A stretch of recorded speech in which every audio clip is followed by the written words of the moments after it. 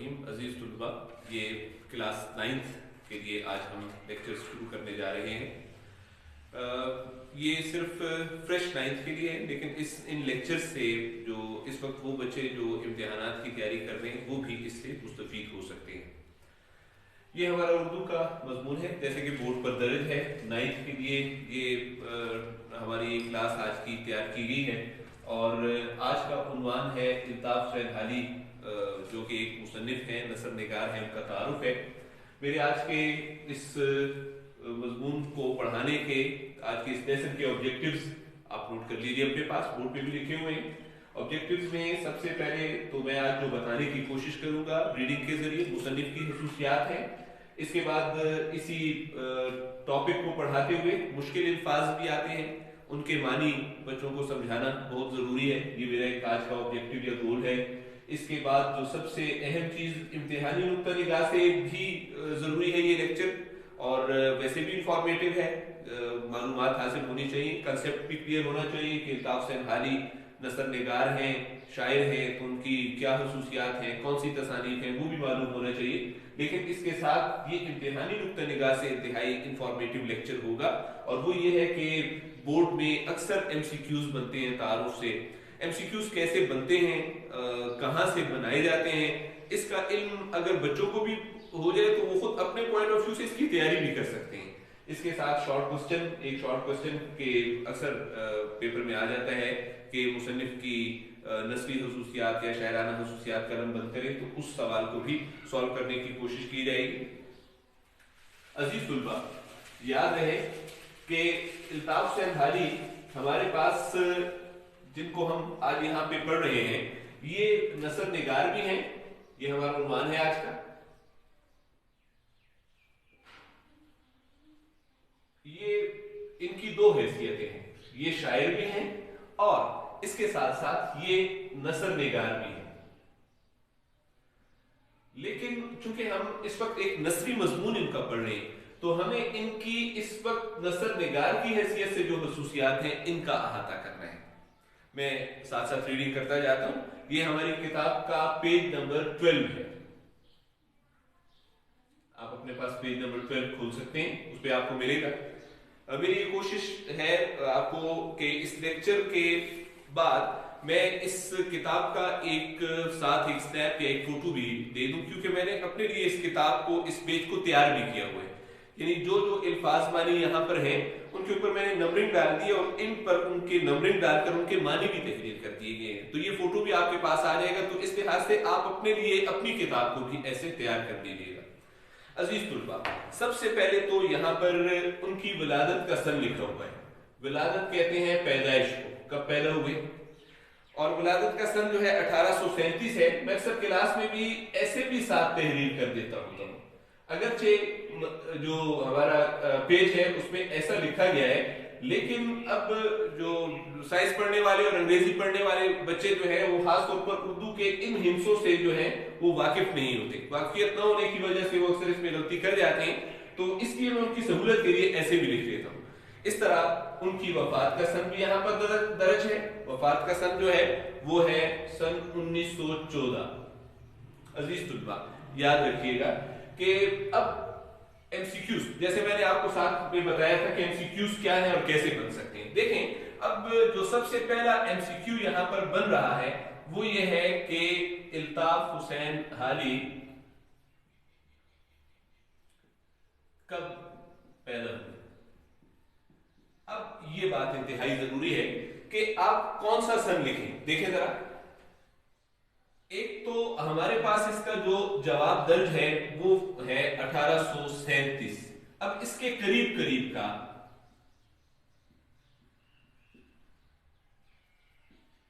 یہ ایک اچھا اور معیاری ایم سی کیو تصور کیا جاتا ہے۔ میں نے یہ ایسا کیوں کر لیا؟ درست جواب یہ ہے، ایسا میں نے اس لیے کیا کہ بچے خود بھی اپنے لیے ایم سی کیوز تیار کر سکتے ہیں، ایم سی کیوز مرتب کر سکتے ہیں۔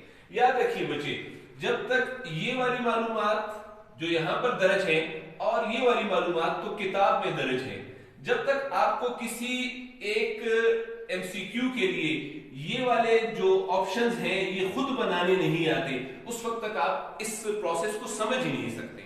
اس لیے یہ بنانا سیکھیں کہ کیسے، جیسے یہ غلط MCQ ہوگا، یہ میں نے اچھی کوشش کی ہے، غلط MCQ ایسے ہوگا. اب دیکھیں ذرا 2037 خود ہی غلط ہو گیا. 1937 بہت دور کا سن ہے الطاف حسین حالی سے، اور اس طرح 1737. اب یہ ہم نے خود ہی آسانی مرتب کر لی ہے اپنے MCQ کے لیے، اس میں درست یہی رکھتا ہے. عزیز طلبہ، آگے ان کی وفات کا سن ہے، تو جس طرح ان کی پیدائش ہے اسی طرح ان کی وفات جو ہے وہ خود ایک MCQ بن رہا ہے. یہاں پر ایک سوال پیدا ہوتا ہے کہ کسی مصنف کے پیدائش اور وفات کے سن کو کیوں درج کیا جاتا ہے، یہ سن کیوں درج کیا گیا ہے، اس کی وجہ کیا ہے؟ اس کی وجہ یہ ہے کہ ہمیں اس کی پیدائش اور وفات سے ان کے دور کا پتہ چل جاتا ہے کہ کون سا زمانہ تھا. جب ہمیں ان کے دور کا پتہ چل جاتا ہے تو اس سے ہمیں ان کی خصوصیات کو جاننے میں آسانی ہو جاتی ہے کہ اس زمانے میں کس قسم کی اردو تحریر کی جا رہی تھی. اس کا سب سے بڑا مقصد یہ ہے. اس کے بعد جو آگے چلتے ہیں، خواجہ الطاف حسین حالی پانی پت میں پیدا ہوئے. جائے پیدائش اس کو کہہ سکتے ہیں. جائے پیدائش کہاں پیدا ہوئے؟ جائے پیدائش ہے پانی پت. عزیز طلبہ یاد رکھیے کہ میرا دوبارہ سوال یہ ہے کہ ان کے جائے پیدائش کا ذکر کیوں کیا گیا؟ کسی ادیب کی خصوصیات بیان کرتے ہوئے ہم اس جگہ تک پہنچنے کی کوشش کرتے ہیں جہاں وہ پیدا ہوئے، جہاں انہوں نے اپنا بچپن گزارا، لڑکپن گزارا. ان چیزوں کے اثرات ان کی تحریر پر ہوتے ہیں، اس وجہ سے جائے پیدائش کا ذکر بھی کیا جاتا ہے. پانی پت ہندوستان کا شہر ہے، یہ میں نے معنوں میں لکھ دیا ہے. ان کے والد کا نام خواجہ عزت بخش تھا. حالی نے پہلے قرآن پاک حفظ کیا. حفظ کرنے کا مطلب یاد کرنا ہے. ابتدائی تعلیم پانی پت سے حاصل کی. اب دیکھیں خود یہ بھی MCQ ہے. اب ایک اور MCQ آپ کو بنا کر دیتا ہوں، اور وہ کیا ہے آپ بھی اس کا جواب دے سکتے ہیں کہ حالی نے ابتدائی تعلیم کہاں سے حاصل کی؟ عزیز طلبہ جواب پانی پت ہے، لیکن ان کے ساتھ کے اور آپشنز کیا ہو سکتے ہیں؟ اب دیکھیں ہندوستان ہے تو اس وجہ سے دہلی لکھا جا سکتا ہے، دہلی کا آگے ذکر بھی آئے گا. اس وجہ سے علی گڑھ لکھا جا سکتا ہے، علی گڑھ کا اسی مضمون میں ذکر بھی ہے. اسی کے حوالے سے جو ہے وہ ہندوستان کا کوئی اور شہر الہ آباد کا بھی ذکر کیا جا سکتا ہے. جب ہم یہ چار آپشن دے دیتے ہیں تو اصل میں ہم اب ایک اسٹوڈنٹ کو، ایک طالب علم کو ہم مشکل میں ڈال دیتے ہیں، کیونکہ یہ سارے شہروں کا ذکر مضمون کے اندر درج ہے. اب اس کے لیے یہ یاد کرنا کہ پانی پت سے ان کی ابتدائی تعلیم ہوئی تھی، دہلی سے ہوئی تھی، علی گڑھ ہوئی تھی، یہ بچے کا جب آپ اس کو اس طریقے سے سمجھا لیں گے تو اس کو یاد کرنے میں پھر آسانی ہو جائے گی. ابتدائی تعلیم پانی پت سے حاصل کی، مزید تعلیم دہلی میں پائی. اب دیکھیں میں نے دہلی کا ذکر کیا تھا، لیکن اب یہ ایک میچ بن رہا ہے. ابتدائی تعلیم کا میچ جو ہے وہ پانی پت کے ساتھ بن رہے ہیں، مزید تعلیم کا میچ دہلی کے ساتھ بن رہا ہے. وہ نواب مصطفیٰ خان شیفتہ کے اردو زبان کے ایک شاعر ہیں. شیفتہ ان کے بچوں کے اتالیف بھی رہے، استاد بھی رہے. شیفتہ کے علم و ادب سے انہوں نے بھرپور استفادہ کیا. بیٹا یہ دیکھیں علم و ادب، علم و ادب کون سا مرکب ہے؟ مرکب کا نام آپ نے بتانا ہے. علم و ادب کون سا مرکب ہے؟ علم و ادب مرکب عطفی کہلاتا ہے. مرکب عطفی کس لیے کہلاتا ہے کہ ان دونوں الفاظ کے درمیان ایک حرف عطف آئے ہوئے، اس کو حرف عطف کہتے ہیں. تو جو وہ مرکب جو واو درمیان میں آ گئے اور دو الفاظ واو یا اور سے اکٹھے ہوں اس کو مرکب عطفی کہا جاتا ہے. استفادہ کیا، فائدہ حاصل کیا، غالب کے شاگرد بھی بنے. انہوں نے محمد حسین آزاد کے ساتھ مل کر جدید مشاعروں کی بنیاد ڈالی. یہاں پر یہ بات سمجھنے کی ہے کہ جدید مشاعرے کیا ہیں یا جدید شاعری کیا ہے. عزیز طلبہ یاد رکھیے گا کہ جب بھی الطاف حسین حالی کا ذکر آئے گا اور ان کے ساتھ محمد حسین آزاد کا ذکر آئے گا تو ان دونوں کے نام کے اکٹھے ہونے کے ساتھ ایک چیز کا ذکر کیا جائے گا، وہ ہے جدید شاعری. جدید شاعری سے مراد کیا لی جاتی ہے؟ جدید شاعری سے مراد اردو میں نظم کو رواج دینا ہے. چونکہ الطاف حسین حالی اور ان کے زمانے میں بھی اور ان کے بعد میں بھی غزل کو بہت زیادہ پسند کیا جاتا تھا، سراہا جاتا تھا. اس لیے نظم کو، جو کہ ایک انگریزی صنف سخن تھی، صنف شاعری تھی، نظم کو پسند نہیں کیا جاتا تھا. इन दोनों ने, अल्ताफ हुसैन हाली ने और मोहम्मद हुसैन आजाद ने मिलकर इस जदीद शायरी या जदीद नज़्म की बुनियाद डाली। हारी सर सैयद की इस्लाही तहरीक, सर सैयद अहमद खान एक अदीब हैं, नसर निगार हैं, उन्होंने एक तहरीक की बुनियाद डाली थी, अलीगढ़ तहरीक उसको कहते हैं, लेकिन यहाँ पर जो नाम दर्ज है वो है इस्लाही तहरीक। इस्लाही तहरीक का मतलब ये है कि ये मुसलमानों की इस्लाह के लिए शुरू की गई थी।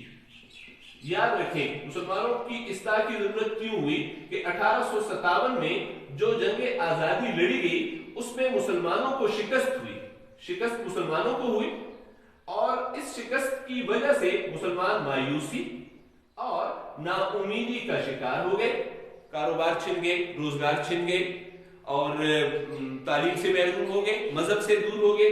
इस वजह से मायूसी और नाउमीदी हुई। सर सैयद अहमद खान ने इस तहरीक के जरिए मुसलमानों की इस्लाह शुरू की है। मुसलमानों की इस्लाह के लिए इस्लाही तहरीक से बहुत मुतासिर हुए अल्ताफ हुसैन हाली और इसके सरगर्म रुकन बन गए। सर सैयद की फरमाइश पर उन्होंने अपनी मशहूर नज्म मदो जज़रे इस्लाम लिखी, जो मुसद्दस हाली के नाम से मशहूर हुई। इस जुमले में देखें, एक है जिक्र है सर सैयद अहमद खान और दूसरा जिक्र है अल्ताफ हुसैन हाली,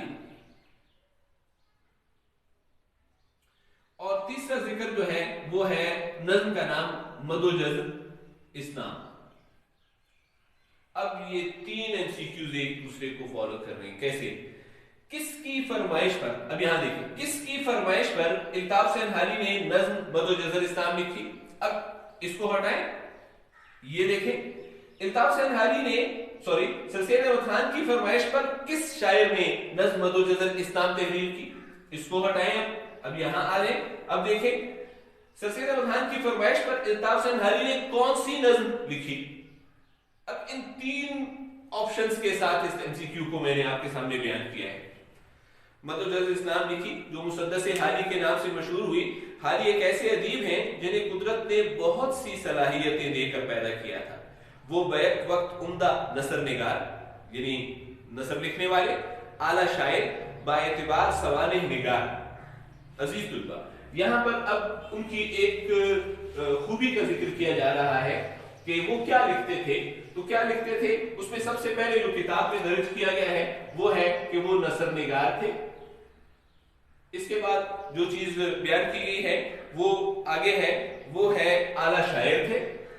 और अब जो चीज बयान की जा रही है मजीद, वो है सवाने निगार। सवाने निगार का मतलब है किसी शख्सियत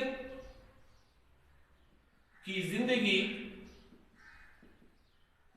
के बारे में बताना। ये सवाने निगार की हैसियत से भी मुमताज है, और इसके साथ बताया गया है कि वो बहुत बड़े नक्काद हैं। नक्काद यानी अदब या अदीब की खूबियां और खामियां बताने वाले। ये तो अल्ताफ हुसैन हाली की हैसियत हुई कि किस हैसियत से उनका कौन सा अदबी काम जो है हमारे सामने है। नसर निगार है, शायर है, सवाने निगार है और नक्काद है। लेकिन इससे आगे अब हमें इनके बारे में जो बताया जा रहा है वो है इनकी नस्वी हुसूसियात। अब देखिए जरा, वो सर सैयद के हमख्याल और उनकी इस्लाही तहरीक के पुरजोश मुबल्लिग थे। हुसूसियात देखिए, नंबर 1 हुसूसियत है उनकी सादगी और सलासत, यानी आसान तहरीर करते थे। मुश्किल अल्फाज, मुश्किल अंदाज को इख्तियार नहीं किया। मजीद आगे है मकसदियत, बिला मकसद बातें तहरीर न करना, किसी मकसद को सामने लाकर किसी मकसद जैसे। अब इनकी इन हुसूसियात को जितनी भी बयान होगी, इनको हम सर सैयद की इस्लाही तहरीक के साथ जोड़ सकते हैं। अब चूंकि वो सर सैयद की तहरीक से मुतासिर थे बहुत ज्यादा और सरगर्म रुकन भी थे, तो इसलिए वो ऐसा लिखते थे कि आसान हो ताकि लोग उसको पढ़ सकें और कोई मकसद हो। मकसद मुसलमानों को मायूसी और नाउमीदी से निकालना ही एक मकसद है। इस मकसद के तहत लिखा है उन्होंने। इसके बाद उनके यहाँ जो चीज थी वो है मंतकियत। मंतकियत कहते हैं दलाइल के साथ अपनी बात को साबित करना। मानी दर्ज है यहाँ पे बेसाख्तगी बेसाख्तगी कहते हैं कि दिल में जो बात पैदा हो जाए उसको फौरन तहरीर कर दिया जाए बिना सोचे समझे। सोचने समझने से आप किसी तहरीर को प्यारा बना सकते हैं, लेकिन जब आप बिना सोचे आपके दिल में कोई बात आ जाए और उसको फौरन बयान करने लगे तो इसको बेसाख्ता अल्फाज कहते हैं। और मुदाहा निगारी सिर्फ और सिर्फ अपने मकसद को बयान करना, उसके साथ किसी किस्म की इजाफी चीजें बयान न करना मुदाहा निगारी कहलाता है। इनकी नस्ल की अहम खसूसियात हैं, मगर जो चीज उन्हें उर्दू अदब में मुनफरिद मकाम अदा कर रही है वो इनकी तनकीद निगारी है, जो पहले भी जिक्र किया जा चुका था। तनकीद निगारी मानिए कि आपके पास नोट है, तनकीद निगारी, तनकीद तहरीर करना, इसके मानी क्या है? इसके मानी है किसी अदीब या किसी उनके फनपारे की खसूसियात बयान करना, खूबियां भी बयान करना, खामियां भी बयान करना और उनके कदर व कीमत का अंदाजा करना, ये तनकीद निगारी कहलाता है। इनकी तनकीद निगारी है।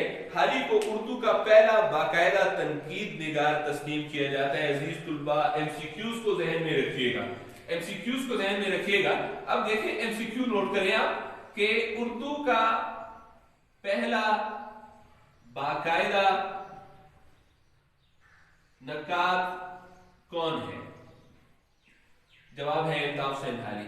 यहां पर जो समझने की चीज है वो ये है कि ये नकात तो है, पहला नकात वो नहीं कहा, पहला बाकायदा नकात कहा है।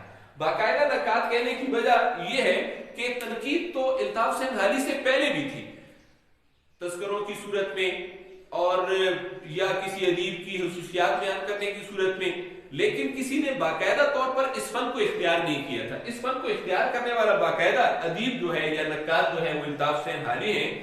और हाली को उर्दू का पहला बाकायदा तनकीद निगार तस्लीम किया जाता है। उन्होंने तनकीद को जाती पसंद व नापसंद के जाल से निकाला, ये इनकी तनकीद की खसूसियत है। तनकीद की खसूसियत उनकी ये है जाती पसंद नापसंद। अब जरा इस बात को देखिए, आपको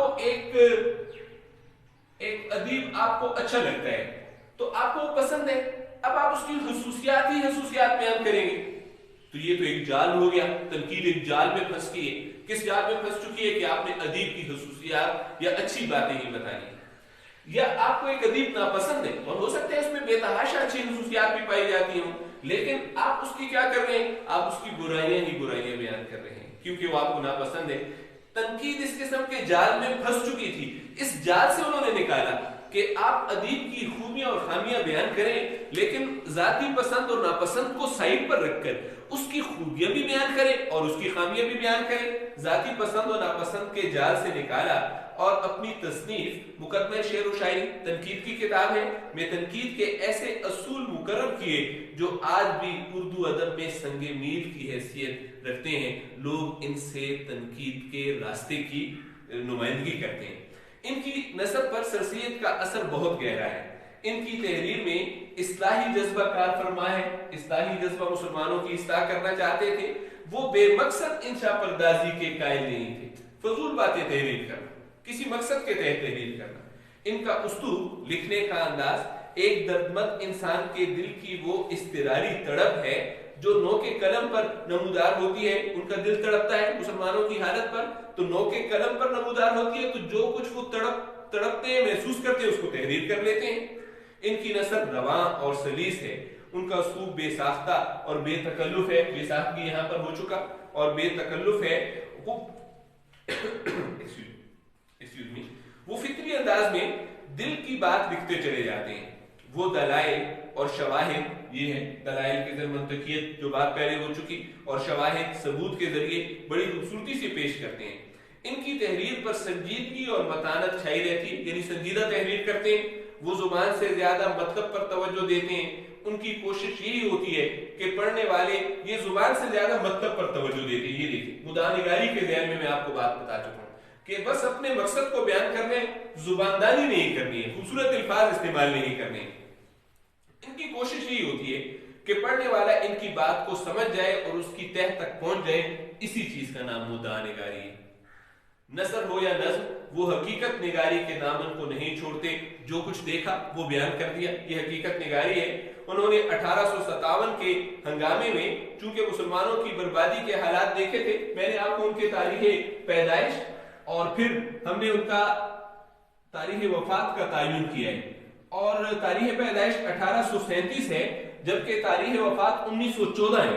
तो आप देख सकते हैं कि 1857 का जो वाकया पेश आया जिसके बारे में मैं पहले भी आपको बता चुका हूं, वो वाकया उनकी नजरों के सामने गुजरा था और उसमें मुसलमानों की बर्बादी के हालात उन्होंने देखे थे।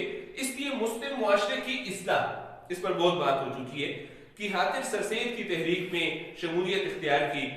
अगली लाइनों में उनकी किताबों के नाम दर्ज हैं, हयात सादी, यादगार गालिब, हयात जावेद, मुकदमा शेर व शायरी, तबकातुल अर्ज और दीवार हाली। इनकी ऐसी यादगार तसानीफ हैं जो उन्हें शोहरत दवाम, हमेशा की शोहरत से मुतसिफ करती हैं, उनको इस कतार में, इस सफ में खड़ा करती हैं कि वो हमेशा के लिए मशहूर रहेंगे।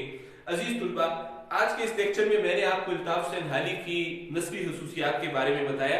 इंशाल्लाह नेक्स्ट लेक्चर में हम उनके मजमून इस्लाम में गदागरी की मुजम्मत के बारे में बात करेंगे। बहुत शुक्रिया।